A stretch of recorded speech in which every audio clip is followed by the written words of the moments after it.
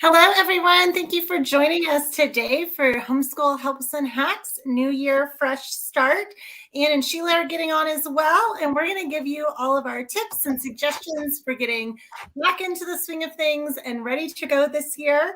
I am Sunny. I'm Sonlight's community manager and also a Sonlight mom with 2 kids. And let's see, Sheila, you're in the top corner for me, so why don't you introduce yourself next? Okay, I'm Sheila, and I have 3 kids that I've homeschooled. I'm a retired homeschool mom, and I love helping new homeschoolers. Well, thank you for being here. Ann, do you want to introduce yourself next? Sure. My name is Ann. I am still a homeschool mom. I have graduated one, and I have one still at home. She's a junior in high school. Well, thank you for being here. We also have Lisa and Jana, who you saw in the earlier video, working the chat for us as well. So whether you joined us by signing up to watch online or if you're watching in the Sonlight app, we are so happy you're here. Thank you for telling us where you're tuning in from, and make sure you drop your questions in the chat. We would love to answer what matters most to you. So please put those questions in the chat, and we'll be keeping an eye on that, answering what we can. And then Lisa and Jana will be catching anything that the ladies and I, that you're looking at can't get to today. Also, as a reminder, this is being recorded, so you'll be able to watch it again. So don't feel like you have to remember everything right now. You can come back and watch this later. So ladies, let's jump right in. I know January is the time of year when many of our international customers are starting their school year fresh. For many of us in the United States, we might be halfway through our year and took a break for the holidays, and now we're getting back to it. But sometimes this time of the year can be harder to get back in the swing of things. If you live in an area that's cold, maybe you can't get outside as much. You have that let down after all the fun of the holidays. So how do you suggest getting excited or making this fun, whether you're in the middle of the year or starting new, kind of in the middle of winter like this? Well, I'm not sure how much fun it is exactly, but in general, we always just thrived on having a routine. And honestly, as exciting as all of the holidays were and visiting family and things like that, it really did feel good to just get back to your regular routine. And so just kind of, you can celebrate that things are getting back to normal. And like I said in the little video, I'm a big proponent of a slow start, whether that be at the beginning of the school year or the end, and taking the half days to get where you're going. And I absolutely love Jen's video. That's something that I like to mention too. In the winter months when it's so crazy cold, perhaps I'm in Texas, it's been, up and down around here, but having something to look forward to, a trip to a museum, or if it's nice, like the zoo, go surround yourself with birds and have a fun day. So I mentioned trying to get the chaos under control. So that is definitely something that I would do. And I would also try to find things that would be fun. So we would often start with a read aloud because my kids just absolutely love that. So that would be a fun way to start back. We didn't start with the hard stuff. We tried to do let's start with the fun stuff. I live in the South, so in January, the weather is sometimes cold. And if it is, we have a fireplace. So we would get cozy. We'd build a fire and do our read aloud by the fire.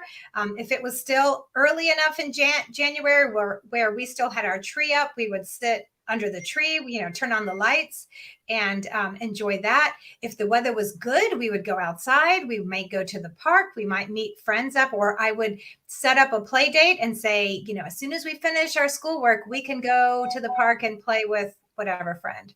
So it is important to try and make something fun, or maybe you have a special breakfast just like you do at the beginning of the school year. If you like to kick off the school year with special breakfast or ice cream as a reward at the end of the day, if you can set them up with something to look forward to, it makes the start a little bit easier. Yeah, so I'm kind of laughing here on the inside. I live in Colorado and we got 8 inches of snow yesterday. So I do not have the warm environments that you guys had. But I know we do like to cuddle up in front of the fireplace, or, we'll plan to watch movies maybe this time of the year when we can't be outside quite as much. A lot of times you can find movies that tie into your read alouds or maybe your history books. And so we like to compare, especially if it's supposed to be the same story, how similar to the book is it? And so we try to tie in things like that are fun. And we really like to kind of plow through in the wintertime so that when our weather does get nicer, then we have those opportunities to go outside. But yeah, I absolutely agree with you guys. Something fun so that your kids aren't just like, oh, now it's back to routine and we're not excited about it. And remember that you, as the homeschool teacher, oftentimes your attitude is going to set the mood for everybody. So even if I'm not excited, if I pretend like I'm excited, it's usually a little easier for my kids to get back into it as well. So we have some questions coming in. So I'm going to kind of go through these. We'll see what people are asking and start answering those. So we have someone from Chattanooga, Tennessee saying we started the first week of January, but we're 4 weeks behind. So we started earlier than usual. So I'm assuming they started earlier in the year and fell behind in the fall. Then we have somebody from Sacramento saying that she started with half days. So kind of what you suggested there, Anne, as opposed to a full day. And then Sierra said, I'm going to start homeschooling this year in Germany. When we PCS this summer with the Army. Do we base our school district rules out of Colorado or over there on post with elementary school there? We'll talk about that in a second too. Let's see. And then a few more people just feeling behind and getting back into the schedule. So when it comes to legal things, Sierra, I would encourage you to check out HSLDA and see what they have to say. That's the Homeschool Legal Defense Association. My understanding is you have to, if you leave your state for more than 30 days, you're now subject to other laws. But in the Army, I don't know. So I would check with HSLDA on that. But let's talk about that feeling of behind, whether you're starting a new school year or in the fall. If you lagged behind further than you thought you would, what do you do to get back on track? So one of the things that I did was I would get the calendar out and try to figure out, when do I want to finish by? I like to be out before public school is out so that we have a couple of weeks before the crazy hits. And so typically it was by the end of May. And so I would do some backwards math. How many weeks does that leave me?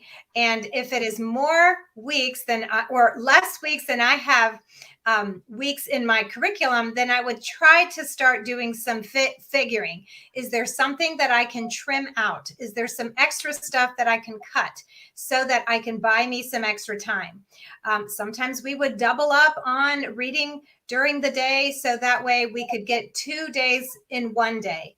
Sometimes I would cut out a read aloud or a reader, or sometimes even a history book, not the history spine, but sometimes there are supplemental history things that I can kind of glance at and determine whether I didn't want to skip it or if it was something that we could just cover quickly and move on. Maybe it didn't take a full week to cover. And so I would try to trim those kinds of things.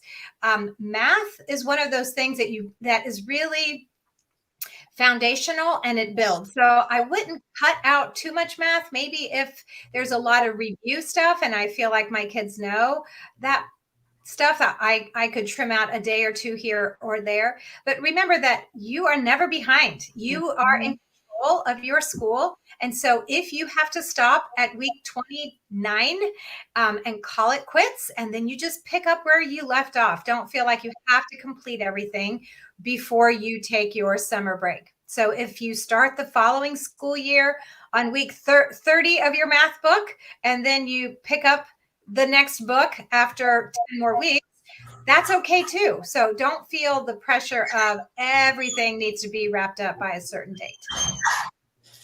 Yeah, I agree completely. You hear it all the time from us that there really is no such thing as being behind, even if you do feel it. And so just like Sheila, I think it's great to look at your calendar and see when you want to end and go backwards from there. And also I agree that the math is kind of the trickiest thing. It's super hard. You can't cut out a whole math chapter most likely, but thinking about it, let's say that you finish your history and your science and all that, but you still have math. Well, that's totally okay. In fact, I think that's really not so bad to just kind of keep doing math, even year round if you need to. And then they don't end up with that summer slide, forgetting things and things like that. So you're in charge of your schedule. And you can just do what your family needs to do. I know that we've all cut out books. We all want to just do all of it, but you don't have to have a complete, well-rounded school year. You can save some things for the summer, and it is totally okay just to skip a book too. Yeah, and I think it's a common misconception that you have to do all 36 weeks of a Sonlight program in one school year. This is something I know it was kind of like imaginary pressure that I put on myself when I started homeschooling, and I thought, oh, okay, I have to do this level all this year. Well, what I discovered after being part of the Sonlight community a little bit longer is some people stretch out programs over a year and a half, 2 years. And so like what Sheila said about, if you only make it to week 29 this year, that's totally fine. Stop right there and pick up where you left off. Personally, I try not to cut out stuff. I would rather slow down and still get to it than cut things out.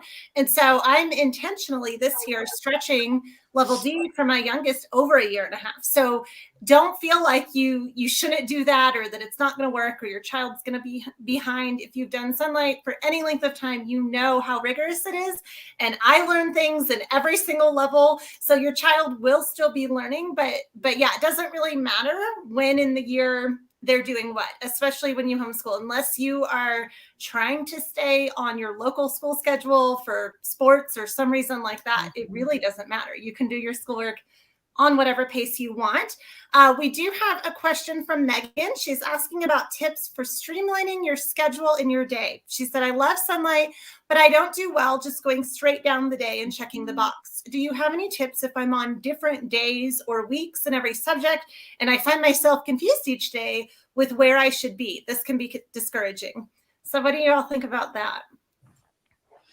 Well, I think it is really common to be in different places on different things. And so, yeah, I just want to say, first of all, that's, there's nothing wrong with that at all. But you're right, it can be kind of hard to deal with. And I have never gone just straight down, the column. You can come up with a system that works for you. Typically, people, I think, try to find out what subjects work best at what time, like math, right after breakfast when you're fresh, and then read alouds after lunch when you're ready to kind of lay around a little bit. And so I would say look at those different boxes and group them together and figure out what part of the day they work best in. And then that will become part of your routine that you do daily. So no matter what IG page you're on with different things, you'll be doing that subject around that particular time, and that can help you find a routine. Yeah, I think for me, I also never worked just vertically the whole time. I would often block schedule history and science, which means I would do Mondays and Tuesday history on Monday, and I didn't do science. And then on Tuesday, I would do Monday and Tuesday science, and I didn't do history. I just found it was a lot less finding the book and finding the page and closing of things. And, it was just a lot less messy. But I did find that if I got too far off, if I had multiple weeks in my working binder, I did not do well with that. So if I found that I got myself, I kind of painted myself into a corner, I would typically see where am I the most behind at and try and double up some of those assignments and skipping some of the things that we were ahead on. Typically, we would get ahead on read alouds because my kids love to be read to, and they would one more chapter, and I would cave. And so we would get ahead in that, and then we would fall behind on the subjects that I didn't like so much, which was science. I know, Anne, you love science, but that was an area that I didn't love. So I would discipline myself to do the harder subjects that were hard for me. And I might get a little bit more caught up. So instead of having a 3-week gap, I would only have a few days gap. And so once I got a little bit more caught up, then I would go back to my regularly scheduled schedule. Yeah, and I agree with that. I know some people really like to move forward in certain subjects and they'll be on all different weeks. I'm a little too uptight for that. I prefer to stay on the same week for everything. So what I'll do if I find, okay, we've done all the history for this week or we've done all the read aloud for this week, then I'll move on to other subjects on my IG that I haven't checked off. So with my youngest, we only do probably 3, max of 4 subjects each day. He likes to work across as well. And so, if we started reading history, we'll just keep going till we're done with the week. But then the next day when I come back, I'm going to say, okay, what did I not do? Oh, we didn't do any language arts yesterday. We need to start with that. And so that's really what I do so that I don't end up maybe on week 20 in one subject, week 14 in another. I think math, sometimes it's a little easier to push ahead because a lot of times your kids can do their assignment independently. Just don't let them go so far that you're not grading stuff. I've had that happen too. So make sure you're still checking in with the kids and grading things and making sure that they're understanding it. Because if they learn something wrong the first time, then you have to undo all of that. But yeah, go ahead. And actually with math, that's one of those things that it's okay if you need to slow down because it is a skill-based subject. You need to have this skill before you move on to this other skill. Then it's okay to slow that down if they are struggling with learning the material. So, and I the same when they're learning to read too. Doing a little bit of reading every day is oftentimes better than trying to have them read everything on Monday and then you go a whole week, because kids that are still learning that stuff, it can be very challenging for them. And were you about to say something? Did I cut you off? Yeah, something that some people have done, since we're talking about different ways to do your scheduling. There's something called what people call a loop schedule, where you may have certain things you want to do every day. Let's say math needs to be done every day. And let's say you're me and you love science. So we're going to do science every day. But then all the other subjects, you just go through them, and wherever you stop, you just do the next day. So if you do math and science every day, and then you pick up your language arts and your history reading and whatever else you may be doing, and then it comes time to cook dinner, or it comes time to go to the baseball practice and things like that, you just stop. And then the next day you do your math and science, which is every day. And then you just pick up where you left off in the other. And that works real well for a lot of people that do have set times where I know we haven't done everything today, but we have to stop. We've got T-ball, and it really works well to do that, because then you never completely skip anything. You just get to it the next day. So you don't get, far behind in any one thing. Yeah, and that's a great point too that made me think. I know we tell people when they're starting out, like, be flexible, find the schedule that works for you. And that feels very overwhelming, I think, early on. So I know, Sheila, you've already graduated your kids, and you've graduated one of yours, but can you kind of give us the breakdown of what your daily schedule looked like? What time of day you're doing school? How much is you teaching versus your children being independent? I would love to hear those ideas, and then I'll share mine, which is going to be mind-blowing for a lot of you because I do not do the normal homeschool schedule. But let's talk about that, because I would love for our people that are new and considering this to see how it's going to work for them. So yeah, I do want to point out that whatever your schedule is, it's going to change. Especially from year to year, and even from semester to semester, if your kids are in different sports or things, it's just going to change, and you're just going to have to figure things out, every now and then, every few months, you kind of reevaluate. That is completely normal, and it happens. But for us, I've always done 2 levels of Sonlight with my 2 kids, and so I just took turns with them. I had a nice talk about being organized. I had a system with these bins with little drawers you could pull out from IKEA, and it was great. So I would put all the books that they had to do for each day in the bins, and their job, when it was their turn to work with me, they had to pick a table subject and a couch subject and do those 2 with me. And then they got a break and they got to go do, something that did not involve me. And then it would be the other child's turn. And that just worked really well for us as a routine.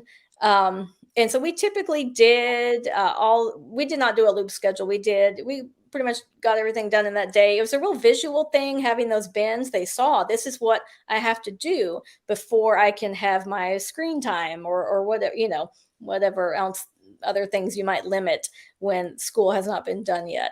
And that worked real well for us, taking turns and having them choose what they wanted to work with me. So if they didn't feel like doing such and such at that time, maybe it's too close to lunch, and they can't be writing a story or something, when they're hungry. So they would save that for afterwards. So giving them those choices really did help give them some responsibility to get the things done. But then sometimes, you still have to have certain control. Like when math got picked last every day, and it dragged on and on and on, and your day would never end, then yeah, that kind of thing has to stop, and you've got to just insist, okay, math is first, and then go from there. So yeah, like Anne was saying, it's going to definitely change from year to year, because as your kids get older, they're going to become more independent and can do more of the work themselves. But when they're really small, when I started, I had a kindergartner, a 3-year-old, and a baby. And then the next year I had a first grader, a 4-year-old, and a 1-year-old. And, so as they got older, eventually they became more independent. But the first 2, 3, 4 years, it was pretty intense because they all needed mom. No one could read. They couldn't read their directions and work independently. And so, yeah, it's a juggle. So we would alternate. What I did teach to the oldest. And so I picked one level of HBL and science, and I taught those together. And then each child had their own level of math, readers, language arts, and handwriting. And so when it was table time, we all did math at the same time, even though they had 3 different level maths. So I would get one going and then explain, here's what you're doing, blah, blah, blah. And then move to the next child. They would turn to the page that they were supposed to be on. And I just bopped around the table, making sure that kids were on task and they didn't have any questions. They were doing what they were supposed to do, and just hovering while they did their work.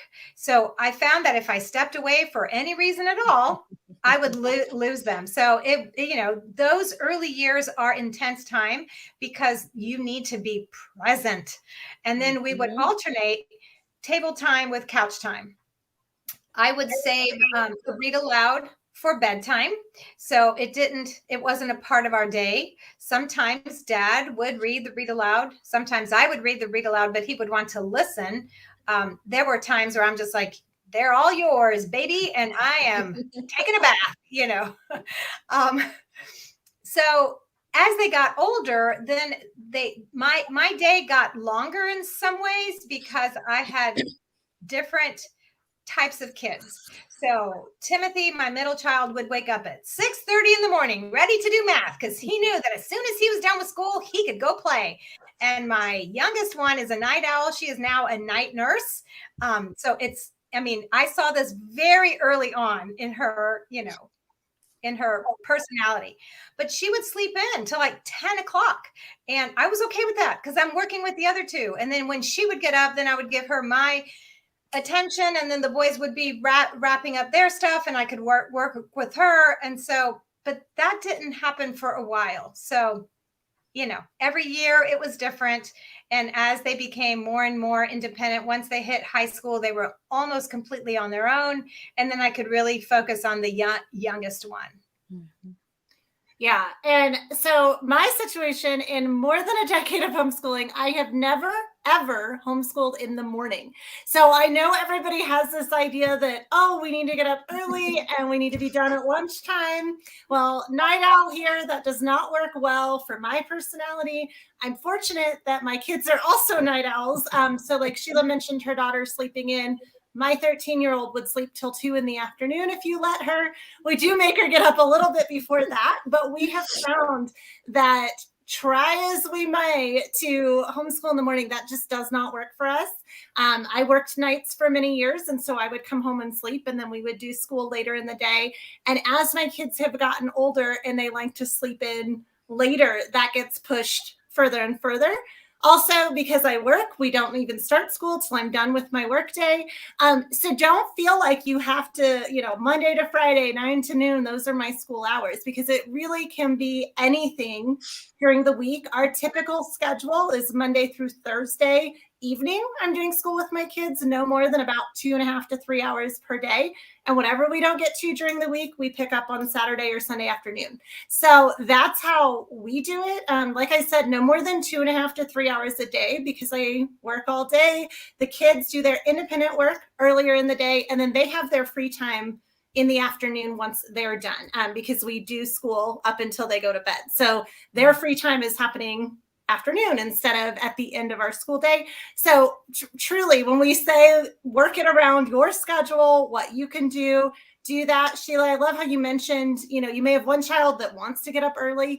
Let them get their stuff done early. But if you have later night owl kids, let them work at night. My daughter often goes to bed with one of her books and reads it before she falls asleep at night. So you can work with your kids and figure out what's going to work. But yeah, definitely you have all the flexibility that way. And I just, by Sunday evening, I want to make sure we've done the whole week, in the instructor's guide before we move on to the next week.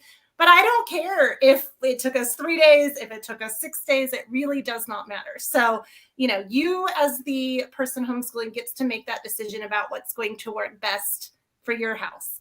Now let's talk about planning for next year. I know when you get about halfway through the year, or when you see that Sonlight's about to announce their new products and things like that, you want to start planning for your next year, but you still have a lot going on this year. So what would you say, you can allow yourself to start planning? And what are some things that maybe you need to wait till you're closer to being done with this year before you make that plan? Yeah, I do think this is a time you do think about what is coming ahead. And Sonlight typically has a really big sale in March. I don't know officially if it's happening this year or not, but you can watch the website to see. And that is a big sale before the new catalog comes out. So this really is a time to start thinking. So a good thing to do is look at your current catalog to see what level HBL you'd want to do next, and read about it. And then when the new catalog comes out, and Sonlight will release a digital copy, before the print one comes out. So be on the lookout for that. So you will be able to decide if you want to wait for the new, if there's any updates, or take advantage of the sale.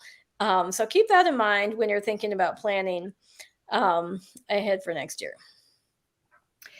Yeah, I typically started to think about the next year around March, because spring break was around then and the weather was getting nice, and we were kind of ready to be done with the level we were on, just because, the new and the shiny and the new books and things like that. Also, I know a lot of people will use their tax return to help pay for their next year's curriculum. And so that's around April. So around March, you start thinking about it.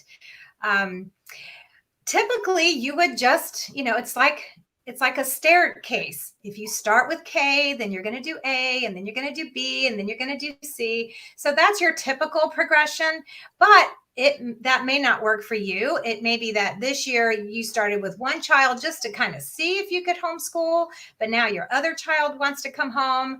That child sees, hey, it's pretty cool to not have to catch the bus at 6 a.m. and be at school until 2, and you can be in your pajamas and you can read great books. And so maybe you have another child who went to school this year, and so now you need to figure out, am I going to do 2 separate levels? Am I going to combine? Is there, 1 or 2 or 3 subjects that we can do together? So it may be that you will go ahead or you will go back, depending on what you're doing this coming year.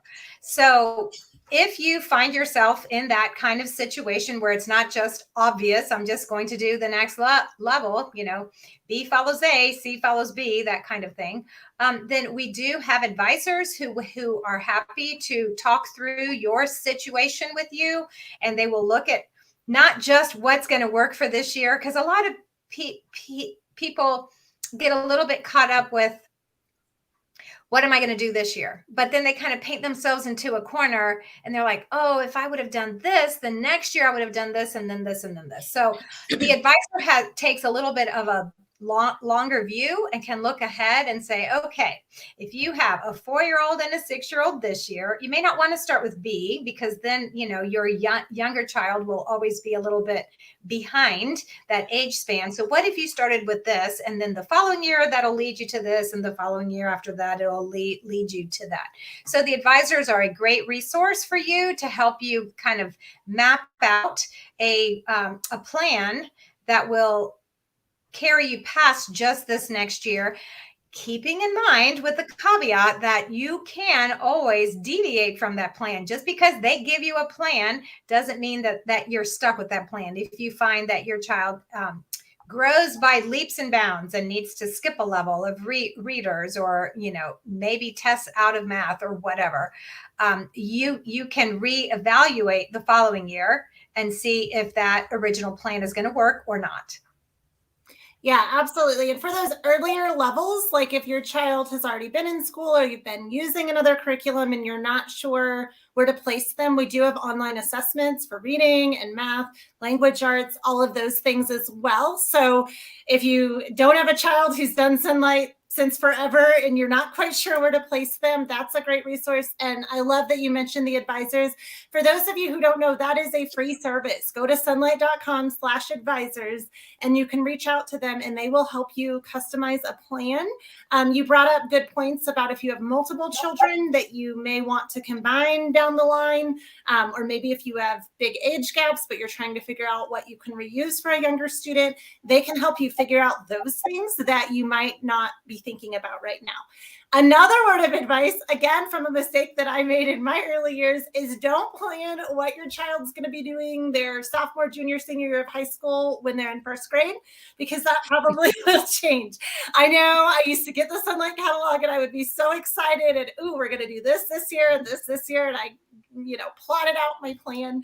But the further we go on, the more I realized, you know what, let's just plan 1 year ahead. The only exception to that, maybe with high school, if you're worried about credits, but, you know, middle school, upper elementary school, you have a lot more flexibility there and you can change from that plan if you find that your child's either learning at a different rate, or maybe you do have a younger student that you want to combine, or, I mean, there's so many different things that can change that plan. So don't lock yourself in too much. And there are more Sonlight levels than there are years of school. So you are going to have to skip some. Do not worry about that either. We do have a question from Megan asking about tips for building independence. She has an almost 11-year-old who really wants her to be with her while she's doing school, even if she doesn't need me. And then we have Lillian asking about language arts, if it's okay to do like a twice a week block schedule, like what we mentioned for history and science, or is there anything she should consider differently there for language arts? So independence and language arts, what do you guys think? Okay. Independence, I know from personal experience, just depends so much on the individual child. My oldest became independent. I mean, I was with him for every subject, no matter what. Before that was just his personality. He needed me there until he got to the high school levels, and we actually took 2 years to do level 100 because it was such an adjustment for him to do all the reading himself. And whereas my daughter, totally different thing. She became independent at a much younger age. I mentioned the bin system where they got to choose their books and things like that. Well, when my daughter was ready, when I was working with my son, well, she just chose to do something out of her bins as she could, because she could do it independently. And that started, I never thought to take notes about these things back when it was happening. I really can't tell you about what age she was. But basically, I don't know, just from my experience, when they're ready, they're ready. And if they're like my oldest, it might not even be until they're in high school. But now he's off in college and had a great first semester. So even if they are what you might call a little clingy, that's real, it's not going to ruin them if you're by them, for much of the school day. It really, really won't. I just think so much depends on their individual personalities. So, Anne, you didn't go to college with your son and sit in class next to him? I kind of wanted to, but no, I didn't. I would love to. That'd be so fun to go back. I wonder if it's a birth order thing, because my firstborn was the same way. Mommy, sit here. Like I had to be next to him. And my middle child was like, I'm just going to take my book and go over here and do my own thing. And then my baby was like the firstborn, mommy, mommy, mommy. And so, I don't know if that's just a birth order thing, a personality thing. But I think a lot of it comes with maturity. So as they get more mature, and they can be a certain age and still be immature. Boys can be more immature than girls, but not always. So part of it is just recognizing that this is your job. Like if you're a classroom teacher, it isn't like you're going to be like, hey, I'm going to go down to the teacher's lounge while you guys are working on your math. You are expected to stay in class. So part of it is this is your job, and it's okay if you need to stay by your child. And if it's just a matter of like the ministry of presence, like you just need to be there, maybe there's something you can work on at the table with them. Maybe you need to write a letter, or you have some bookkeeping that you can work on, or, I don't know, that kind of thing. Like that you are also working alongside them. You are there. You're not in another room. You're not doing the laundry, but you are working on something so that if they have a question, you can be there. But then slowly start to wean yourself away. So, if you've explained the math lesson and they're working away and they don't need you, you can sneak out to use the bathroom. That's always a good excuse. I'll be right back. I'm going to use the bathroom. Even if you don't really have to go, you just go. And that way they are used to you, slowly, a little bit at a time, you remove yourself from their physical presence. And if you can show them, I'm going to go throw in a load of laundry. If you don't let me, I mean, you're not saying this, but if you don't let me, then you're going to do it after school. So, either I can do this now, or you can do it after you're done with your schoolwork. So just a little bit at a time as you, as they become more mature and they don't need, your actual help. They just want you there. So it's just part of mentoring them, like encouraging them. You can do this. You're doing fine. I'll be right back. I'm not going anywhere. I just have to go to the bathroom. I'm just going to step into the laundry room. I'll be right back. That brings back all the memories, Sheila, because our thing with my oldest, especially with math, I just always had to be there with math, is in the kitchen. And so what I would do, I would say, I'm going to unload the dishwasher now. It's in the same room, right? And so that was my thing, unloading the dishwasher while he was in there doing his math. So I was accomplishing something, he was accomplishing something, and we were, I was present. One thing I was able to slowly develop a little bit of independence with him. Sonlight is not very test heavy, which I absolutely love, but it's kind of a whole different topic. But in math, there are tests. And so when I explained, so he would understand the point of this page is so that I can know what you can do by yourself. So when we hit this part, this is completely by yourself. And so he did gradually get used to that idea. And it ended up, like I said, he's in college now. He's doing just fine. So you do just have to trust the process sometimes. But using subjects that have tests can help you kind of get some of that independence going a little bit. Yeah, and I agree with you. A lot of it's personality, birth order, gender. It's a training process. I had the opposite that you guys had. My oldest was I can do it. As soon as she could read, she's like, but she's a girl. Yes.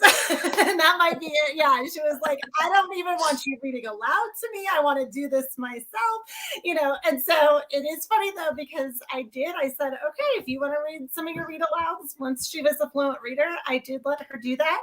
but she came around by level H and was like, oh, I miss you reading to me. So we went back to me getting to read aloud to her. But then my son, my baby, he's 5 years younger. He is a total mama's boy at this point, and he wants to sit by me. And when he's doing math, he'll be like, is 6 times 7 42? And he just wants to hear that confirmation that I have the right answer. He's a little more detail oriented that way, and he struggles to keep going unless he knows he made the right answer there. So I have a nice big desk in here, and if I'm not doing something where he can't be in the room, I do let him sit next to me while I work, or like you ladies said, get up and unload the dishwasher while your child's maybe at the dining room table, go to the bathroom, start small with those little things. And then eventually you can work up to, okay, I'm going to go make lunch now, read your book, and then we'll talk about it when you're done. I'm talking about their readers at this point. And just gradually hand off one subject at a time. I would never say, okay, you're on your own, and then hand them everything, but one subject at a time, right? The handwriting page, a math lesson, little things like that, until they get to a point where they can do everything on their own. We have a question from Shermine saying she's currently pregnant and plans to homeschool in the future. How do you prepare for this? We also have a family who got COVID and got majorly derailed. So what about these things that could happen in the future, or maybe some unusual situation that you don't know what to plan for, or you don't anticipate happening? How do you kind of plan around that, or how should you look at your current situation and what's going on? So this could be like a death in the family, an illness, 3 or 4 years from now. How do you plan for those things? Okay, well, first I'm going to go back to the language arts question, because we didn't about language arts. Answer that. So I'll answer that question first. Yes. So language arts is another one of those skill-based subjects that really needs to be done incrementally. There are some things you can combine. For example, day one is typically either a copy work or a dictation, depending on the age. So you do that on day one. And if your child is not exhausted by then, some kids just, that's very tiring. If they're not worn out and you can keep going, or you take a break and you want to come back to it, you could do the day two, which is the mechanics practice. So you could double those up on, the day one and day two in one day, especially if you separate it with a break, like maybe you do science in between because it's not as intense. Day two, which is the mechanics practice, and day three, which is the pre-writing activity, can also perhaps be done together. But I discourage you from doing day 3 and day 4 together. Day 3 is the pre-writing activity and day 4 is the writing activity. And you need a break between the brainstorming part and the writing part. Like, writers need to have some distance between the first piece of the writing and the last piece of the writing. So that would be day 3 and 4, I would discourage from doing together on the same day. That's just me. I know even when I write an email, I will write it and I will go back and reread it and make sure, and I'll read it out loud and make sure it makes sense and I didn't misspell anything and autocorrect wrote the wrong thing. And, I was an English major, so I get a little bit picky with my grammar and those kinds of things, but those are skill-based subjects. And just like we would not recommend cramming 5 lessons of math in one day and calling it good for the week, I wouldn't do that with language arts either. So that's my language arts comment.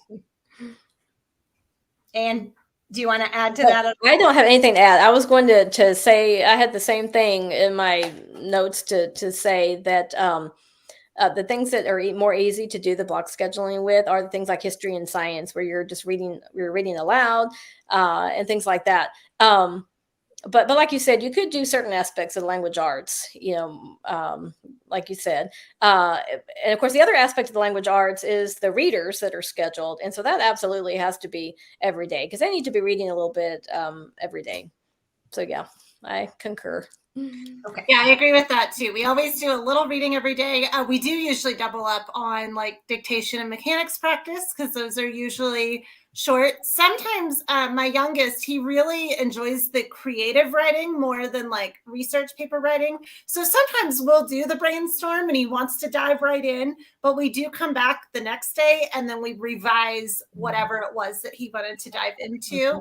Also, I should note for language arts, I'm still scribing for him. He's 8 years old and his thoughts are far beyond what he can actually write. So don't feel like that's a problem or your child's behind if they're struggling to physically write what they're trying to articulate. You can absolutely scribe for them to make that easier and just let them talk to you and tell you what their story is while you write it down. So that's another option for language arts as well. Sorry, I almost forgot that one. Sheila, thank you for keeping me on. Okay, but now I don't remember the question that you asked. We have someone who is pregnant and planning to homeschool in the future. So she's at least a few years out. We also have a family that was derailed when they all got COVID last month. And so they just have not been able to get back on track. So I kind of wanted to center this question around like, what about when the unexpected happens or you're planning far enough out that the unexpected might happen? If you have like a death in the family and you're dealing with grieving, how do you let all of these external things impact your school and what do you do to stay on track during those times or those situations? So I think for the person who is pregnant, I am very proud of you. You are doing your research very early on. And actually, it's going to go by quickly because you can start homeschooling at preschool. Like, you don't have to start at kindergarten. So that's really only a few years away.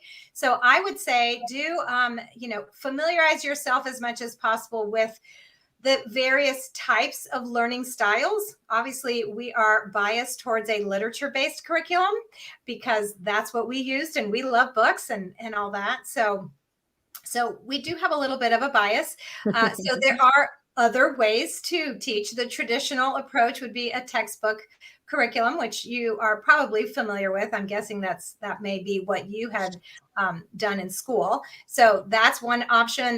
There are a lot of other ones. So familiarize yourself with the various educational philosophies and the curricula that will correspond with those, and then research the ones that really speak to you. So if you don't want to do school at home, then you may want to steer away from a traditional textbook approach. Like I said, we're biased towards a literature-based curriculum. So if you are here because you are thinking, wow, this would be so cool, I get to just read books with my kids and talk about them. Awesome. In that case, we have lots and lots of resources for you on our YouTube channel. We record these videos every month and we have lives that we do, the mentors do in the apps, in the app. And so there is a lot of resources. There are a lot of resources out there for you. If you just wanted to put on a video while you're cooking dinner and just start to absorb the information. And then preschool with Sonlight starts around age 3. So up until that time, I would just encourage you to read aloud to your child. I read to my kids when they were in utero. Like that's just how passionate I was about reading aloud to my kids. So that would be my recommendation for the gal who is pregnant and is thinking about you may want to homeschool.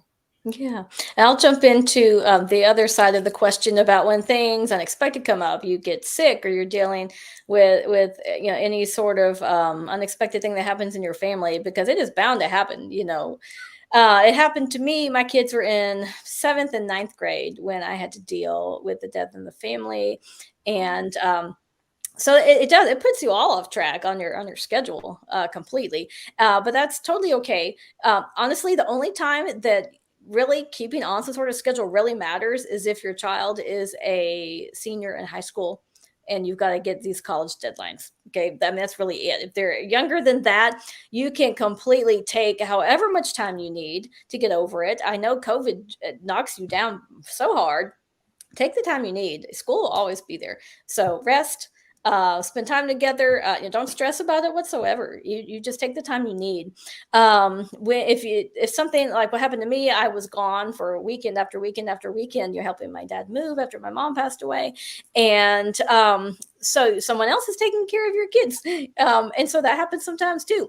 If you still want to keep some sort of school routine in the midst of something like that, you've got your IG. It's open and go. You've checked off what you've done. Your spouse, another family member, a friend can just jump in and continue the read alouds or continue whatever, just to keep some semblance of a routine if you'd like to.